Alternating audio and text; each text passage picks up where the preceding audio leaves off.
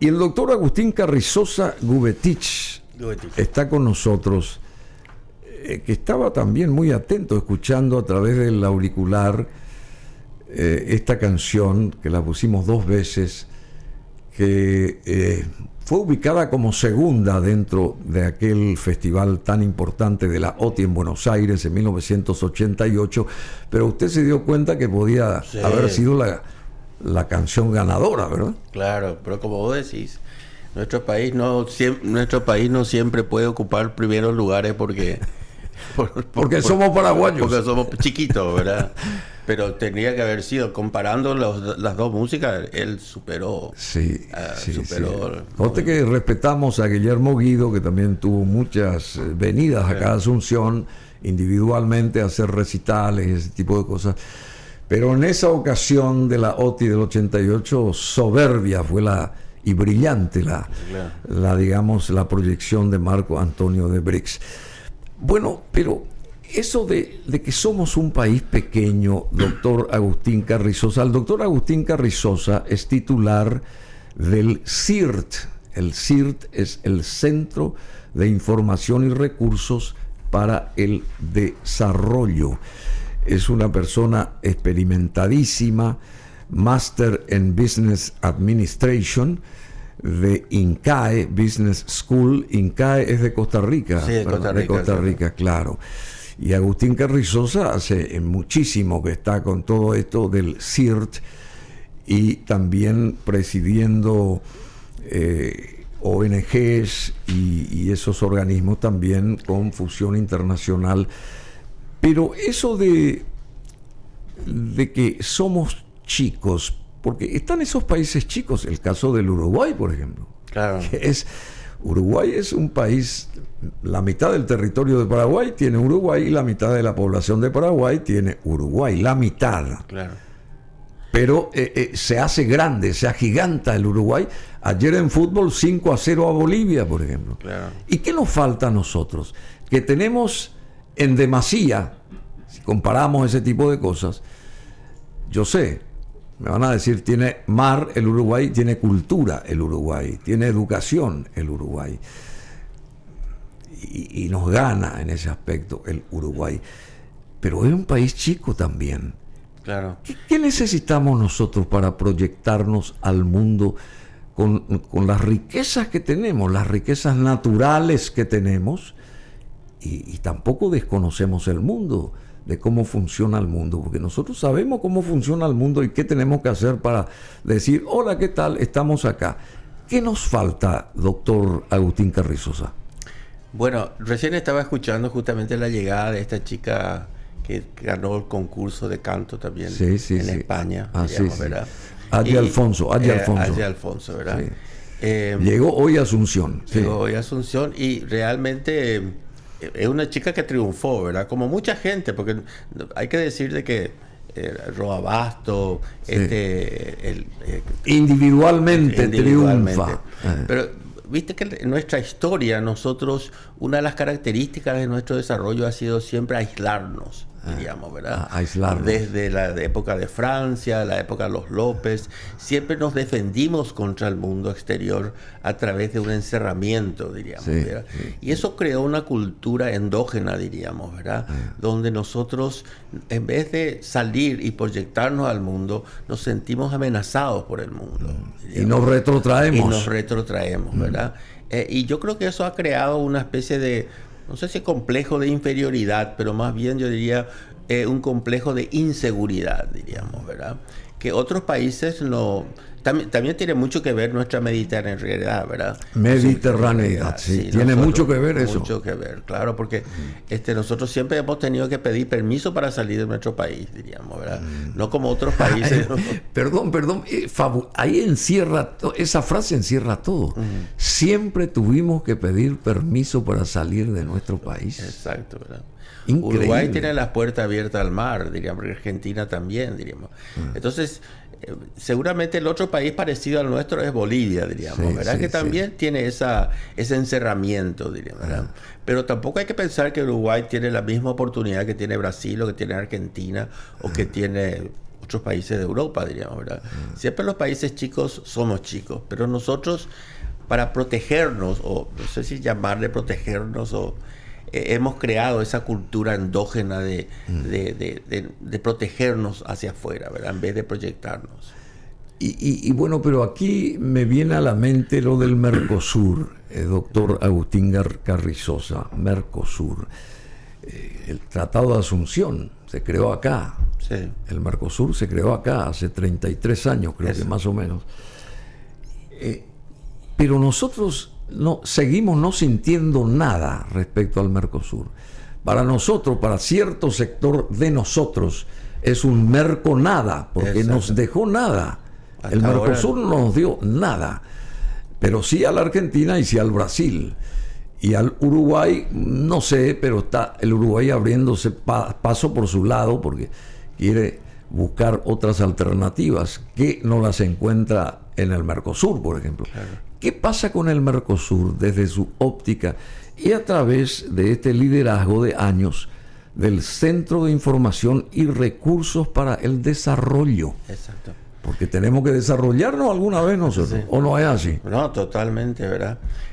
Yo creo que en el Mercosur nosotros jugamos un papel pequeño, diríamos, ¿verdad? Mercosur realmente es un programa de Brasil y Argentina que nos ha incorporado a nosotros como hermanos menores, ¿verdad? Y no se ha desarrollado porque el Mercosur, porque la relación entre Brasil y Argentina nunca se estableció estratégicamente para tener un enfoque colectivo, diríamos, sí. ¿Verdad?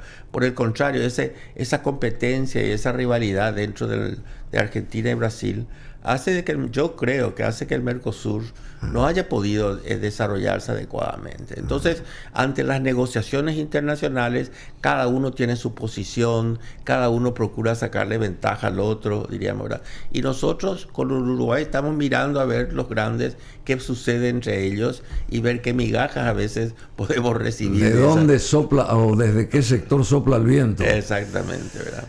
Entonces yo creo que eso y también tenemos que tener en cuenta que nosotros hemos vivido una dictadura muy fuerte durante más de 36 años.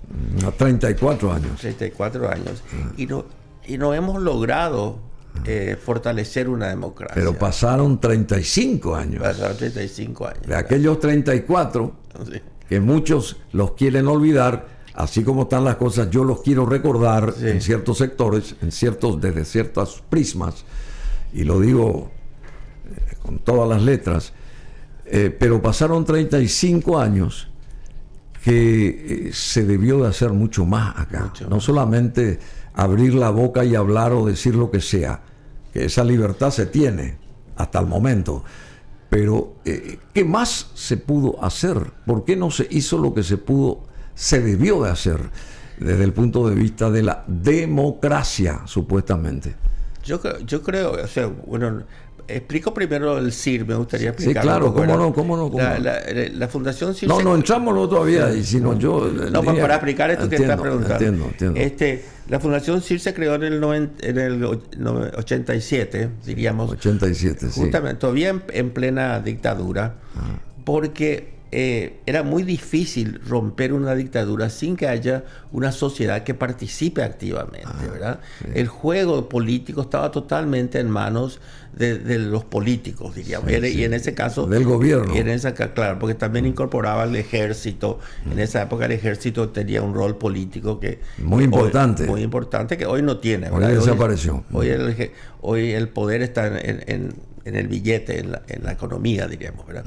Entonces, nunca, nosotros justamente, y eso yo creo que no hemos logrado construir ciudadanos que tengan un rol activo, un rol comprometido, un rol responsable con el país, diríamos, ¿verdad?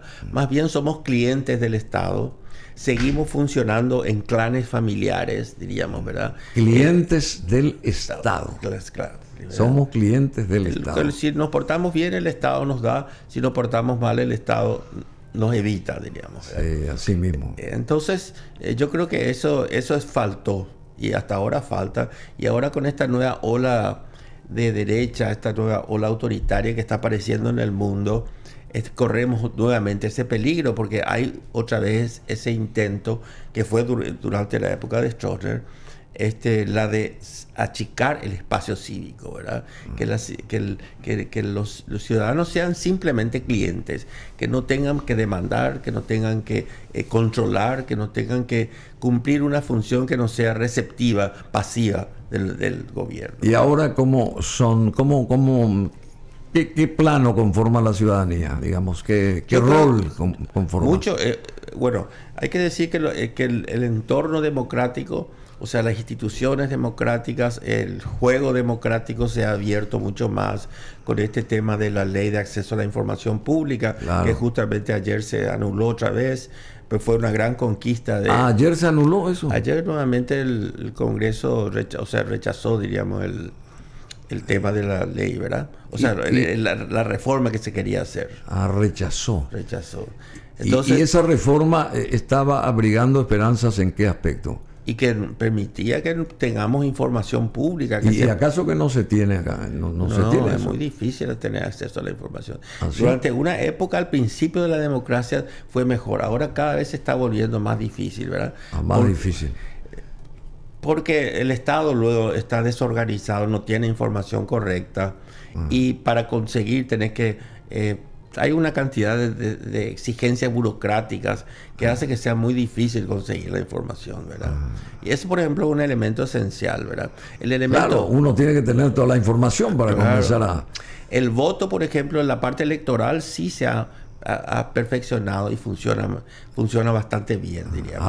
Avanzó. Avanza, ¿verdad? Con este tema de las listas abiertas, es un espacio, permitió la entrada de sectores económicos que puedan dominar, diríamos, la votación, pero que está dentro del juego. O sea, no podemos decir que el modelo es incorrecto, diríamos. El modelo está bien, solamente que permite un tipo de incidencia económica que hoy en día está jugando un rol muy importante. Lo que era antes el ejército, hoy son los grupos económicos, diría, muchos de ellos con plata no muy blanca, ¿verdad? Bueno, eso justamente, y acá hay un titular que dice: crimen organizado con cómplices en el gobierno actual y en la fiscalía. Bueno, esto respecto a las denuncias de abogados a favor de la postura del expresidente Abdo en contra de lo que, digamos, dio a conocer, o esa lucha entre clanes colorados que también tiene Horacio Cartes para con el expresidente anterior, Abdo Benítez. Y también están los medios que tienen su postura o juegan sus, ¿cómo que se llama? Sus intereses. Sus intereses, juegan sus intereses. Así que uno no puede meterse ahí porque cada medio juega lo que más le convenga, que tampoco es, porque lo interesante sería que uno desde la vereda del medio pueda dar a conocer las dos caras sobre un hecho, un tema o lo que sea, ¿verdad? Eso sería fabuloso. Dicen tal cosa, pero acá los otros dicen tal otra. A ver, ¿y ustedes qué opinan? Que sería la gran consulta a la ciudadanía, que es al final de cuentas el que corta la torta, porque la ciudadanía es la que tiene que decidir si estamos con Pedro o estamos con Juan, si con Juan o con Pedro. Pero en fin, pero hay que seguir avanzando. Vamos a lo del CIRT, vamos a rebobinar esta charla de vuelta y comenzar, digamos, con el presidente, ¿verdad? Del CIRT ejecutivo, el doctor Agustín Carrizosa Gubetich, que hoy nos visita muy dignamente. Había una fiscal Gubetich. Sí. Esa es prima suya. Sí, creo. Carmen Gubetich. Prima hermana. Prima hermana. Y bueno, usted también es primo hermano de Miguel Carrizosa Galeano, ¿no? Exactamente. Bueno, ¿y el CIRT qué es? Ya más o menos dijo, un centro de información y recursos para el desarrollo. ¿Cómo se desarrolla entonces? O sea, ustedes miden las fuerzas y tratan de que el país o la sociedad se desarrolle. Claro. Arrancaron en 1987. ¿Y usted preside el CIRT desde ese entonces? Claro, yo soy fundador. Ya sé, soy fundador y desde ese entonces preside el CIRT.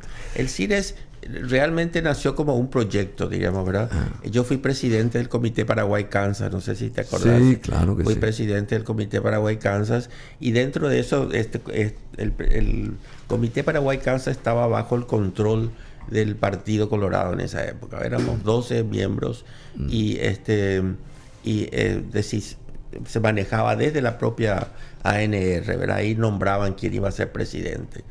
En un momento dado, el embajador americano habla con el presidente de ese movimiento en esa época y le dice, mira, esto está mal, tendría que haber también una participación de los no colorados, diríamos, ¿verdad? Claro. Entonces se decidió ponerme a mí como vicepresidente, que yo no soy político, yo no soy colorado, diríamos, ¿verdad? ¿Nunca fue colorado? Nunca fui colorado ni nada, ¿verdad? Voté por el Patria Querida porque mi primo era candidato. Claro, fundador también. Fundador también. En su momento, sí. Pero entonces, y el que fue presidente en ese momento tuvo que salir del país. Entonces pasé yo a ser presidente al mes de las elecciones. O sea que el CIRT, digamos, comenzó bajo el égido del Partido Colorado. No, nació bajo el égido del Comité Paraguay-Kansas. Del Comité Paraguay-Kansas. Que estaba manejado en esa época por la ANR. Lo primero que yo hice fue abrir. Entonces empecé a crear diferentes grupos, por ejemplo, de artistas, Carlos Colombino, todo este grupo de artistas. ¿Quiénes más? A ver, ¿recuerda algún nombre? Sí, bueno, Germán Gullari, después teníamos gente en juventud, un comité de juventud, un comité de mujeres, ¿cómo se llama? Urbieta, que era Urbieta, que falleció, por ejemplo, en la parte de emergencia. Él también fue el fundador del CIR, diríamos. Entonces creció tanto. Que fue el que fundó también la Universidad Columbia. Exactamente. El papá. Puede ser el papá. Urbieta Valdovinos. De ese tronco viene toda esta gente. Sí. Claro. Y entonces nosotros tuvimos, como en esa época éramos 12, cuando abrí yo el comité, éramos 240 y teníamos muchísimos pequeños proyectos, diríamos, ¿verdad? Entonces decidí hacer un programa para apoyar eso, porque yo era médico psiquiatra, esto era en mi tiempo libre, diríamos, ¿verdad? Yo trabajaba como médico, tenía mi consultorio y eso, y al mediodía me dedicaba a esto, ¿verdad? Entonces posteriormente lo que hicimos fue crear este proyecto con fondos del gobierno americano que nos apoyó y creamos USAID, diríamos, ¿verdad? Con USAID creamos el CIR y que era entonces apoyar inicialmente estos proyectos, diríamos, ¿verdad? Pero siempre con la visión de que haya una participación ciudadana importante, ¿verdad? Que no sea solamente una cuestión del gobierno. Viste que el modelo político es de que el gobierno te ofrece servicios, es prebendario el modelo político, ¿verdad? Entonces lo que nosotros queríamos que el ciudadano también asuma esta responsabilidad, ¿verdad? ¿Y ustedes notaron avances de esa sustanciación, digamos, cuando empezaron ya a poner toda la cuestión en ese andarivel para llevar adelante este proyecto en sí? ¿Ustedes notaron así momentos de mucha preeminencia dentro de todo este historial del CIRT de aquel 1987? ¿Cuáles fueron esos años, digamos? Bueno, al año de fundarse, diríamos, cae la dictadura. Sí, claro. Entonces nuestro rol cambia también muy grande, ¿verdad? Empezamos a muchos proyectos que venían al país se canalizaron a través de la del CIR, porque teníamos la capacidad de administrar proyectos grandes, diríamos, ¿verdad? Pero siempre fuimos dos áreas eran inicialmente, uno es salud, buscar una participación ciudadana en la salud, donde creamos los consejos locales de salud. Eso fue una creación del CIR. Consejos locales de salud, que son participación ciudadana a nivel local, de manera a que, viste que nuestro modelo, el modelo nuestro de gestión política es financiarle a la oferta, no financiarle al demandante. Sí. Entonces, el médico que atiende, a él no le importa lo que opine su paciente, le importa lo que opine su líder político, digamos, porque él es el que lo va a mantener ahí, ¿verdad? Entonces, buscando cambiar eso, creamos grupos comunitarios que tengan más poder de exigir, diríamos, ¿verdad? Y fue muy opuesto, diríamos, durante mucho tiempo fue muy opuesto por el mismo Ministerio de Salud, porque no le gustaba esta incidencia ciudadana en determinar si los servicios eran buenos o eran malos, ¿verdad? Hoy en día es una política pública. Hoy en día el Ministerio de Salud financia estos consejos, porque se vio la calidad, diríamos, mejoró la calidad de la gestión a nivel comunitario gracias a esta participación, porque estos consejos no solamente exigen, estos consejos también ayudan, aportan. Por ejemplo, ellos pagan a las personas que limpian los centros de salud, ellos pagan, ¿verdad? Entonces, ¿y qué cantidad más o menos cuantificaron alguna vez la cantidad de participación que pudo llegar a tener el CIRT a través de todos estos proyectos que se cristalizaron? ¿Cuánta gente más o menos se movía en torno a, digamos, a estos proyectos? Bueno, mira, es muy difícil calcular, ¿verdad? Sí, claro, más o menos.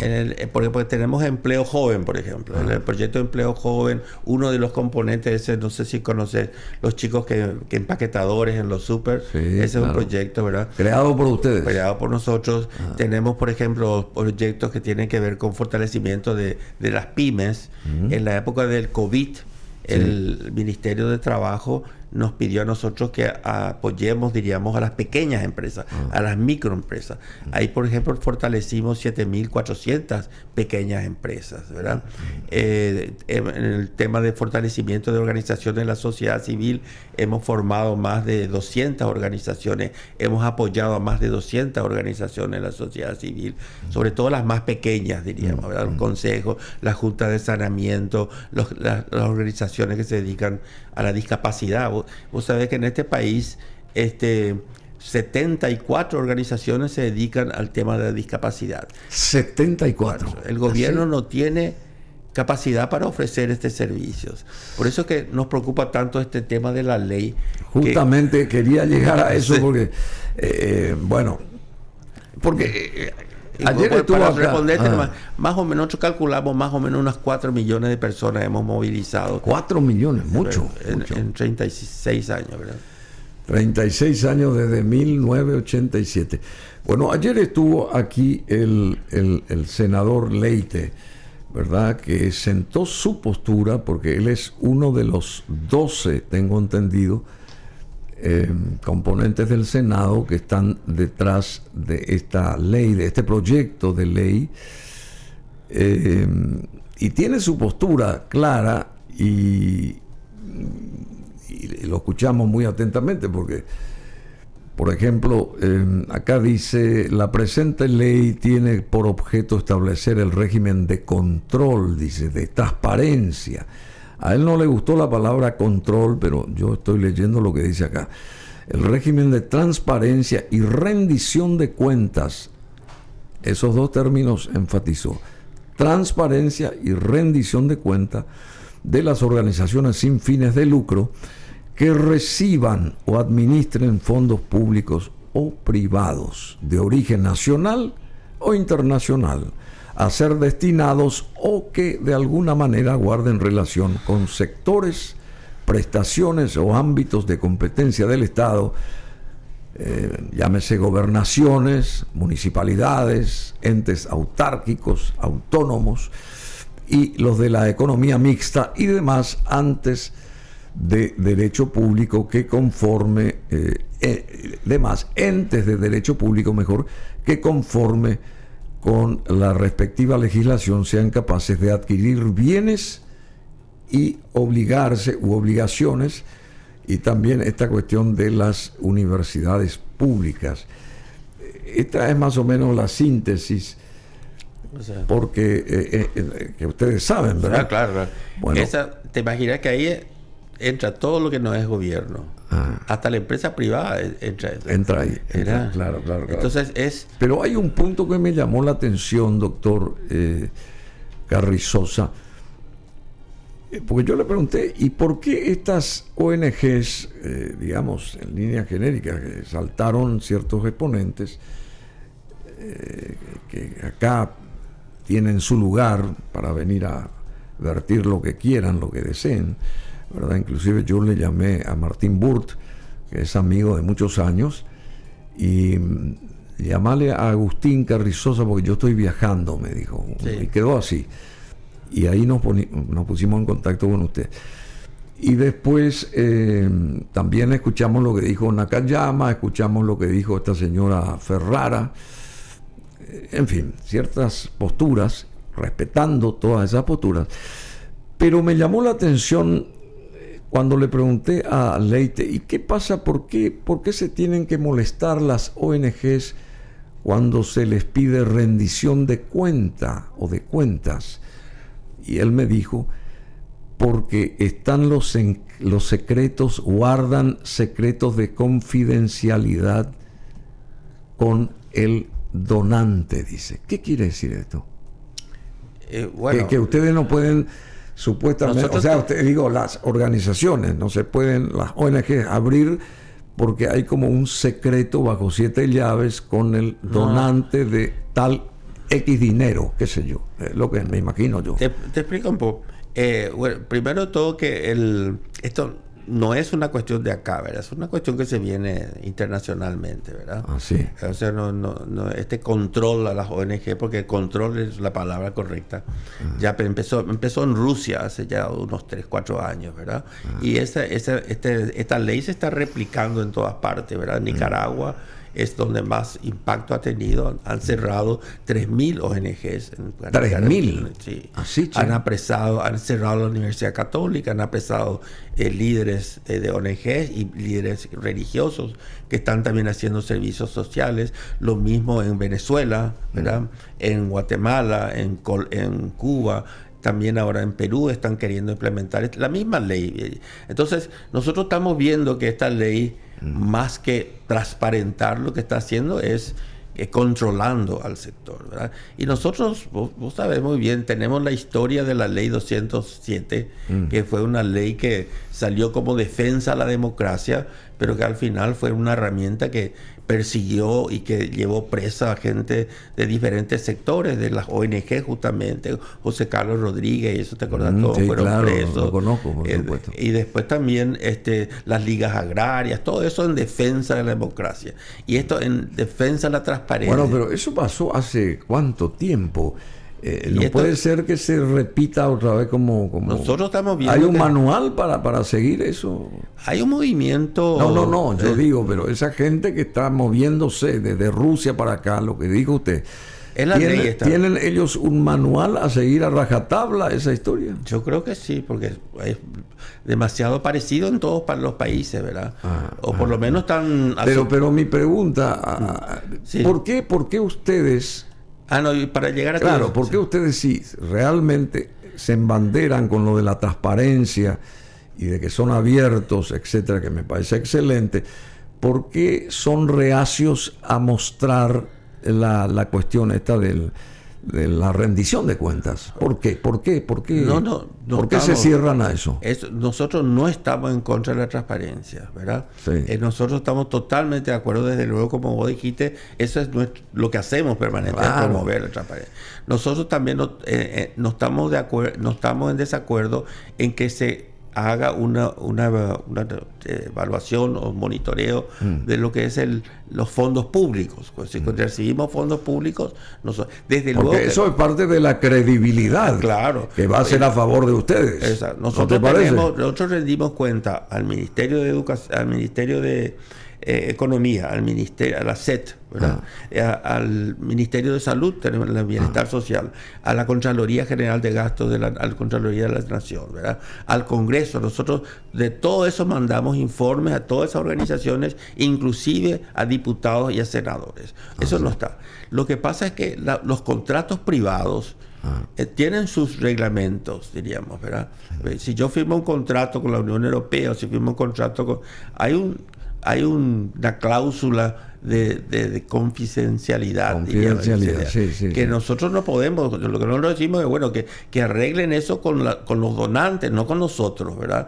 Porque el donante nos da a nosotros los recursos y tenemos cierta exigencia. El Ministerio de Relaciones Exteriores es el que firma los acuerdos internacionales. Entonces, que ellos le exijan esa transparencia o no, ¿verdad?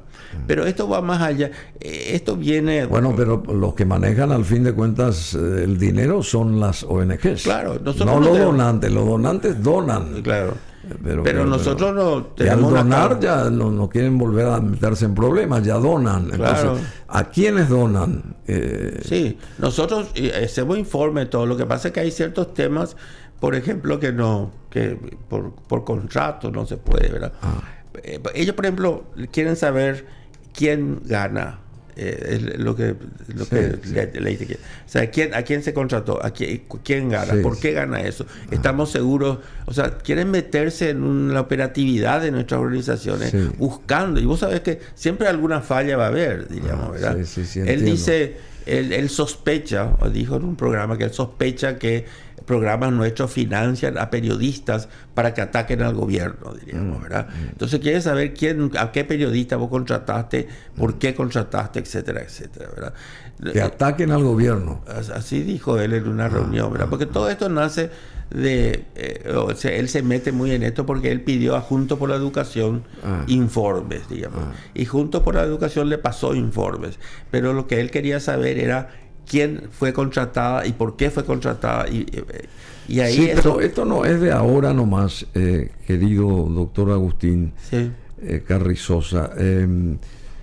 Esto no es de ahora. Yo tengo no voy a dar la fuente, pero más o menos una persona que estuvo también como que combatiendo, entre comillas, lo que ahora está queriendo este proyecto de ley. En su momento, hace muchos años, esta persona también estuvo en la posición esta de deleite, digamos así, pero se encontraba sola y no pudo seguir adelante con su proyecto porque no estaba de acuerdo con el accionar de las ONGs, en síntesis. Acá, por ejemplo, dice, yo no vuelvo a insistir, no voy a decir el nombre de la persona, trabajan con dinero del Estado, hablo de las ONGs, usted me corrige, y dinero de afuera, son un Estado paralelo aquí en Paraguay. Tenemos cientos de fundaciones que reciben dinero público, es decir, del Estado, que dicen ser benefactores en salud, educación, en el área de la mujer, de los indígenas y otros, pero realmente no es así. Bueno, más o menos en síntesis lo que dice este mensaje. Yo no quiero herir susceptibilidades, yo estoy en la parte del medio, quiero escuchar lo que ustedes opinan. Por eso está hoy acá el doctor Carrizosa, Agustín Carrizosa Gubetich, porque respetamos lo que hacen ustedes y lo que hace también las ONGs, en el gran porcentaje, ¿verdad? Porque de todo hay en la viña del Señor, sabemos, en todos los ámbitos habidos y por haber, ¿verdad? Nadie puede decir... Pero se está tratando de madurar la cosa nomás y de transparentar, porque al final de cuentas eso es lo que queremos nosotros los ciudadanos. Queremos saber, nosotros mismos queremos saber qué se hace de la plata que se cobra, que nos llega a los paraguayos. ¿Qué se hace? ¿Dónde está el avance? Digamos, eso es lo que nosotros todos los días estamos bregando acá. ¿Qué se hace de tanta cantidad de plata? ¿Qué pasó, por ejemplo, con esos 70 millones que no se sabe a dónde fueron a parar? En el caso de la municipalidad, por ejemplo, ¿verdad? Sí. Un ejemplo nomás. Entonces, la gente como que está con los pelos parados y la gente está cansada de los manoseos, de qué sé yo, de que se meta la mano en la lata, en lo que sea, ¿verdad? Vuelvo a insistir, yo no estoy poniendo en tela de juicio lo que hacen ustedes, sino simplemente en base a lo que me acercó una persona que sabe y que estuvo en su momento luchando contra los intereses supuestamente de ustedes, lo que hoy está haciendo Leite, esta señora hacía antes, una señora, ya se me escapó, una mujer. Bueno, ¿y cómo ustedes refutan esto? A ver. Bueno, primero de todo que no todas las organizaciones de la sociedad civil reciben plata del Estado. Si las reciben plata del Estado, que son unas 300 por ahí, sí, tienen que rendir cuenta totalmente, ¿verdad? Estamos de acuerdo y lo hacemos, ¿verdad? El otro es, somos organizaciones privadas, no somos organizaciones públicas, ¿verdad? Entonces nosotros tenemos, nos regimos por el Código Civil como una organización privada, ¿verdad?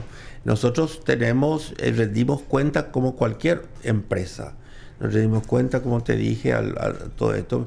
Pagamos impuestos a la renta, pagamos impuestos, IVA. O sea, cumplimos todos los requisitos. Los requisitos. O sea, en ese sentido, no hay rendimos cuenta. O sea, acá se fue creando una narrativa en el cual se hace creer de que las organizaciones no rinden cuenta. Nosotros rendimos toditas las cuentas, inclusive más que el sector privado, ¿verdad? Y eso podemos demostrar.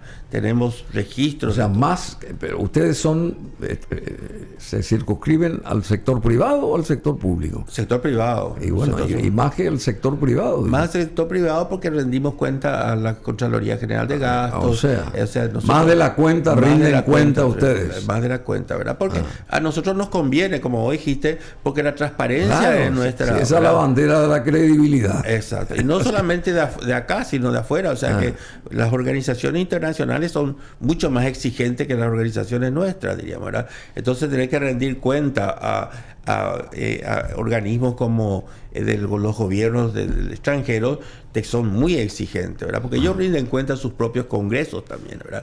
Entonces hay un control muy grande en ese. Lo que nosotros tememos es de que, y hay muchas organizaciones que son honestas y hay también organizaciones que no son honestas. Son medio turbias. Medio turbias. ¿Qué cantidad de ONGs? Porque eso no me supo decir Leite. ¿Usted tiene la contabilidad más o menos en líneas genéricas? Bueno, sí, si hablamos de ONG como organismo... recién digo, en Nicaragua se cerraron 3.000 ONGs. Claro, sí. ¿Y acá en Paraguay cuántas hay? Acá nosotros formales hay 10.200. 10.200. Pero vamos 10.200. Hay que entender qué es una ONG. Por ejemplo, nosotros somos una ONG grande, ¿verdad? Un bombero voluntario es una ONG. Una comisión vecinal es una ONG. Una universidad es una ONG. La iglesia es una ONG, un club es una ONG. O sea que es muy amplio, ¿verdad? No está definido. Yo creo que ellos lo que quieren es controlar a 3 o 4 ONG que son las que molestan. Están haciendo roncha. Cuando nosotros comenzamos nuestro proyecto de más ciudadanía, menos corrupción, ahí ya empezamos a recibir amenazas de que íbamos a ser atacados, diríamos, ¿verdad? Pero es un programa que nosotros creemos que es fundamental. Inclusive yo me reuní con el presidente Santi y le dije que nuestras organizaciones quieren colaborar con el gobierno, no quieren estar en una posición... Entorpecer, diríamos, ¿verdad? Y que el control de la corrupción era un elemento fundamental para que el gobierno pueda desarrollarse. Y él estuvo totalmente de acuerdo en ese sentido, ¿verdad? Pero hay grupos de interés ahí adentro que quieren anular, porque atacan a Marta Ferraro, que tiene de Semillas por la Democracia, que controla la parte electoral.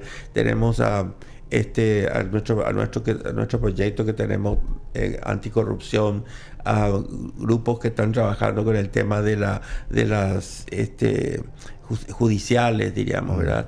O sea, a esos son lo que ellos le llaman las ONGs que no tienen transparencia, ¿verdad? Pero ayer sacaron una ley, como te dije, una ley de donde se evita el acceso a la información pública, ¿verdad? Esas mismas personas que están, ellos votaron para sacarle a una senadora de la Nación del Congreso.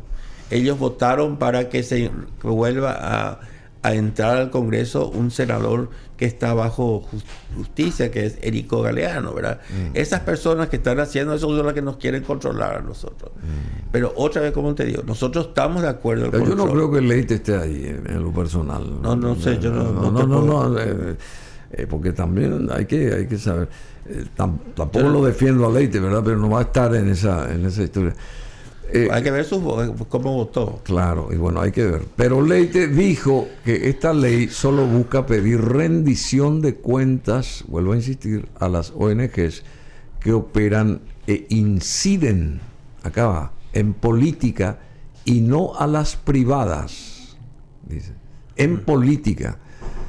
¿Qué quiere decir? Que detrás de sectores políticos hay ONGs con dinero que son las que alimentan a esos sectores políticos. Puede ser, porque así como se dice que ahí está el dinero turbio a través de las, ¿cómo que se llama? De la corrupción, sí, para cierto sector, bueno, y es más o menos lo que ellos están queriendo. Hay una parte hay un vídeo, a ver, adelante con esto de senador Gustavo Leite. Rendición de cuentas sobre ONGs es la consigna, o sería la consigna a partir de sobre las que operan o busquen incidir en políticas públicas. Agrega, decir otra vez. Es claro acá. Hacer de fondos a ser destinados o que de alguna manera guarden relación con sectores, prestaciones o ámbitos de competencia del Estado, las gobernaciones, las municipalidades, las que actúan como un Estado paralelo, tienen que rendir cuenta, porque el Estado formal rinde cuenta y pues tenemos que saber si no hay duplicaciones. Y bueno, eso dijo ayer, no sé si el audio está desfasado o no, pero más o menos se entendió.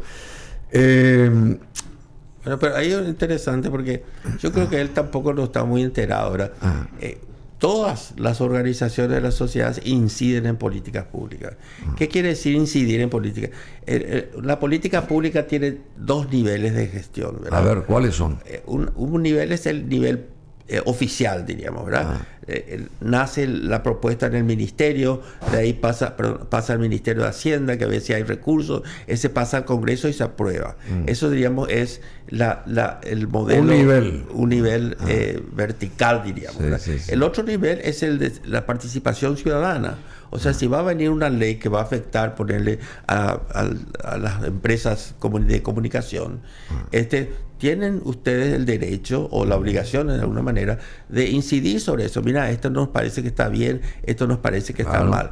Cuando él habla de incidencia en políticas públicas, lo que él está queriendo decir, creo, es de que estamos interviniendo en política partidaria, diríamos, ¿verdad?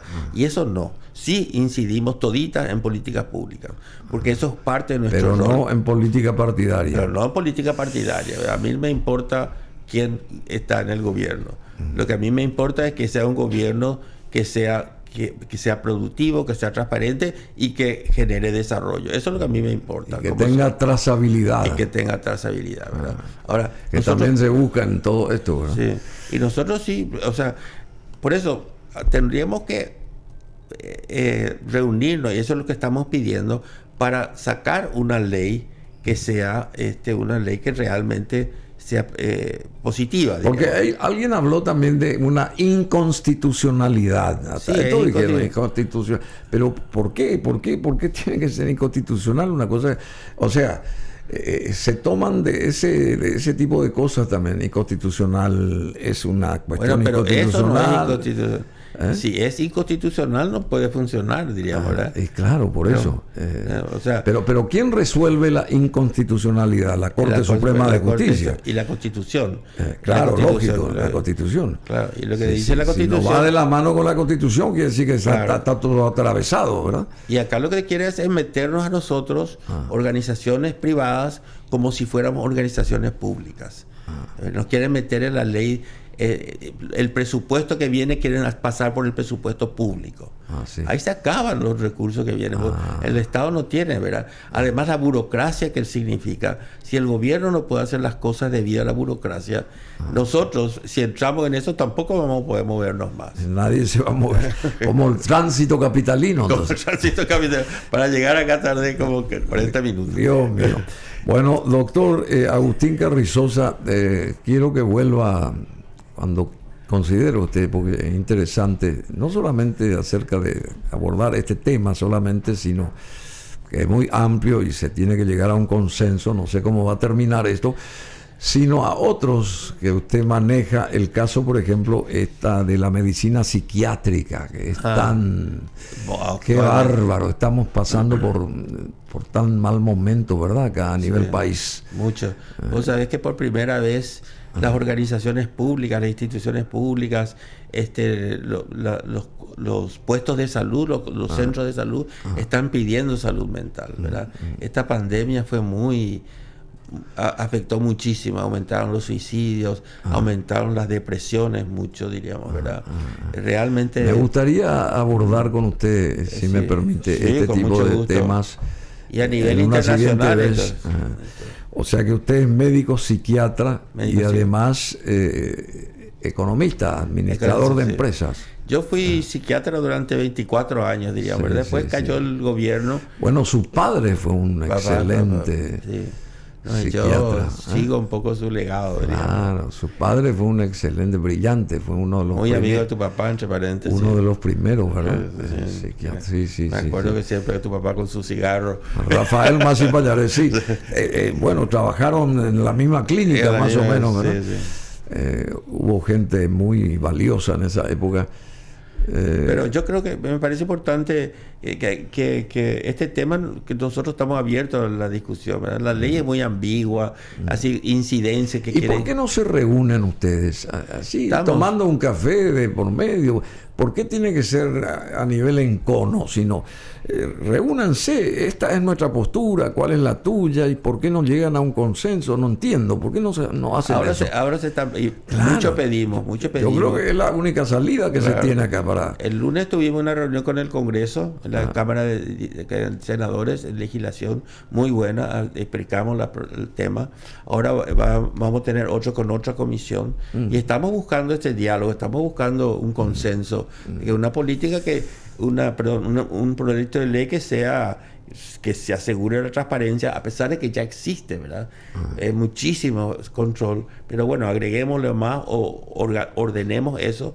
Reorganicemos, pero no algo que haga de que yo que tenga miedo de hablar porque me pueden cerrar mi organización, porque esta ley nos permite cerrar si ellos no están de acuerdo, pero no dice quién nos va a juzgar, no dice cuáles son las fallas que podemos tener, ¿verdad? Igualito que la ley 209, ¿verdad? De aquella época. Muy ambigua. Bueno, el régimen de Nicaragua canceló otras 15 ONGs y ya son más de 3.600 el total de asociaciones ilegalizadas desde el 2018. Es un informe a través de Infobae actual que nos llega desde Nicaragua. Bueno, doctor Agustín Carrizosa Gubetich, muchas gracias. ¿Usted tiene hijos? Sí. ¿Cuántos? Cuatro, 3 mujeres y un varón. Pero grandes ya, ¿verdad? Ya, tengo nietos. Tengo un nieto que se está por casar el año que viene. Bueno, muchísimas gracias, y a toda la familia un abrazo grande. Muchas gracias. Y esperemos de vuelta a contar con usted para abordar esto de la medicina psiquiátrica. Con mucho gusto. Que es un tema realmente... Sobre todo salud mental comunitaria, ¿verdad? Salud mental. ¿Quién brega por nuestros enfermos de la salud mental? Y acá lastimosamente el manicomio y todos estos hospitales tenemos ¿y en qué condiciones ahora con el invierno está esa gente? También además, ¿verdad? Y la guerra interna ahí en el manicomio entre aquellos que se creen los curadores, y no sé si esos son los más enfermos. Por ahí también pasa la cosa.